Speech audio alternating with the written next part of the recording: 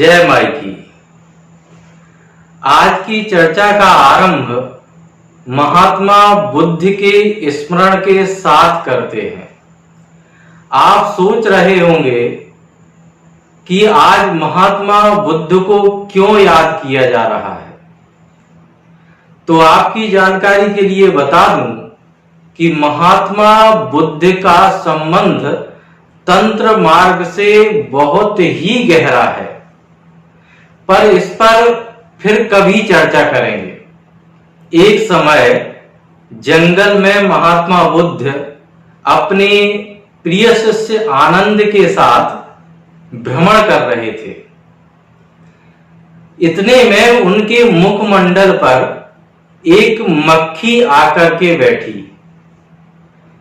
अनायास ही महात्मा बुद्ध ने उस मक्खी को अपने हाथ से उड़ा दिया,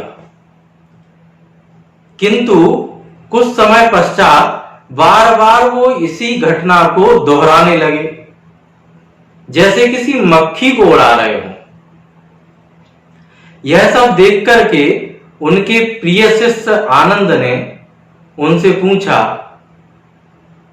कि आप ऐसा क्यों कर रहे हैं? मक्खी तो उड़ चुकी है, फिर पुनः बार बार आप उसे उड़ाने का अभिनय क्यों कर रहे हैं? तो फिर महात्मा बुद्ध बोले कि पहले जो मक्खी आकर के मेरे मुखमंडल पर बैठी थी, उसे मैंने अनायास ही उड़ाया था, और अब मैं होश पूर्वक पूर्ण बोध के साथ उस मक्खी को उड़ाने का बार बार प्रयास कर रहा हूं, अभ्यास कर रहा हूं, ताकि ये होश, ताकि ये बोध मेरे साथ हमेशा के लिए जुड़ा रहे। मैं यदि निद्रा अवस्था में भी रहूं, तब भी मेरा बोध, मेरा बुद्धत्व मेरे साथ सदा के लिए बना रहे। यह घटना यहाँ इसलिए स्मरणीय है क्योंकि तांत्रिकों को भी सदैव अभ्यासरत होना होता है कि वह सदैव अपनी साधना के लिए ही तत्पर रहें। उनके द्वारा जो भी कार्य हों, वो केवल उनकी इष्ट देवी और उनके गुरु के प्रीत्यर्थ, प्रीति के लिए ही हों। इसी में उनका अपना आनंद भी है। तो यह सब भूमिका जो आज मैंने आप सभी के सामने रखी, वो इसलिए रखी क्योंकि आज मैं आप सभी के सामने तांत्रिकों की विशेष स्नान विधि बताने जा रहा हूं। यह स्नान विधि अत्यंत दिव्य है। इससे शारीरिक और आत्मिक दिव्यता का अनुभव होता है। साथ ही यह बताना इसलिए भी आवश्यक है क्योंकि बहुत से भ्रमित लोग यह भी समझते हैं कि तांत्रिक तो बड़े ही घृणित और गंदे रहने वाले लोग होते हैं। उन्हें प्रायः तंत्र मार्ग का कुछ अता पता ही नहीं है, दूर दूर तक उससे कोई संबंध ही नहीं है, इसलिए वो तांत्रिकों के संबंध में अपनी इस तरह की धारणा बना लेते। स्नान हमारे जीवन का एक हिस्सा होता है और प्रत्येक व्यक्ति स्नान करता है, किंतु साधक का स्नान उसके जीवन की एक साधना होती है।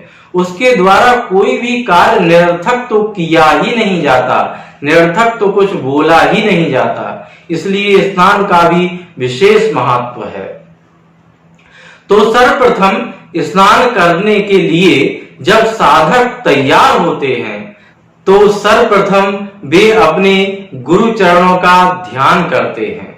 उसके उपरांत वे संकल्प करते हैं। संकल्प में ओम तत्सत से लेकर पूरा संकल्प बोलने के बाद अंत में जो बोला जाता है, वो अपनी कुल देवी, अपनी इष्ट देवी की प्रीति के लिए बोला जाता है। जैसे श्री पीताम्बरा बगलामुखी देव्याः प्रीत्यर्थम स्नानम अहम करिष्ये। इतना करने के बाद प्राणायाम करना होता है। प्राणायाम करने के बाद जिस कुल देवी की आप आराधना करते हैं, कुल देवी का अर्थ यह है कि तंत्र मार्ग में जो आपकी इष्ट आराध्या देवी है, जिस कुल मार्ग से आप हैं, उस मार्ग की देवी अर्थात कुल देवी की आप आराधना करते हैं, उस कुल देवी के बीज मंत्र का षडंग न्यास करना होता है। इसके बाद आपके समक्ष जो स्नानीय जल उपस्थित है वह जल आपके घर का जल भी हो सकता है। आप किसी नदी, सरोवर, तालाब अथवा किसी देव स्थान पर भी स्नान कर रहे हो सकते हैं।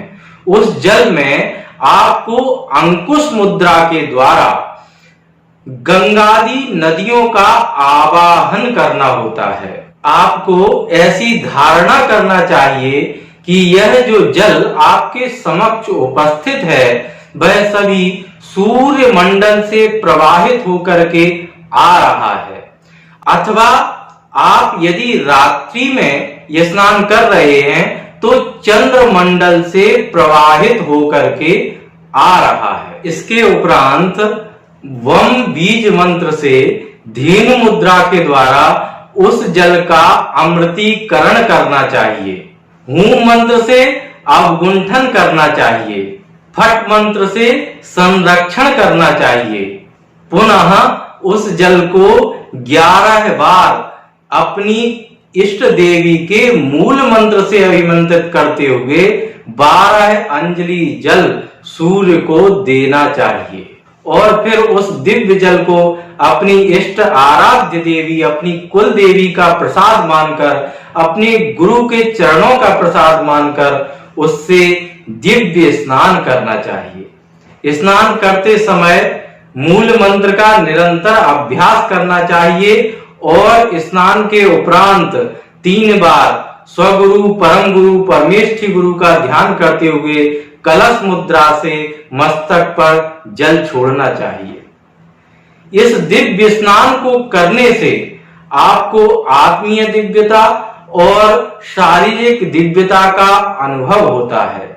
यह तो होता ही है, साथ ही आप अपने प्रत्येक कार्य को भगवती के चरणों में, मां के चरणों में, अपनी कुल देवी के चरणों में समर्पित करने की कला सीखते हैं। आप यह भी अपने जीवन में अभ्यास करते हैं कि आपके द्वारा जो भी कार्य प्रतिदिन, प्रति क्षण किया जा रहा है वो सभी अपनी कुल देवी की, अपनी इष्ट देवी की कृपा प्राप्ति के लिए, उनकी प्रसन्नता के लिए ही किया जा रहा है और किया जाना भी चाहिए।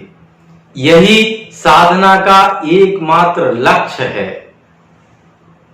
जय माई की।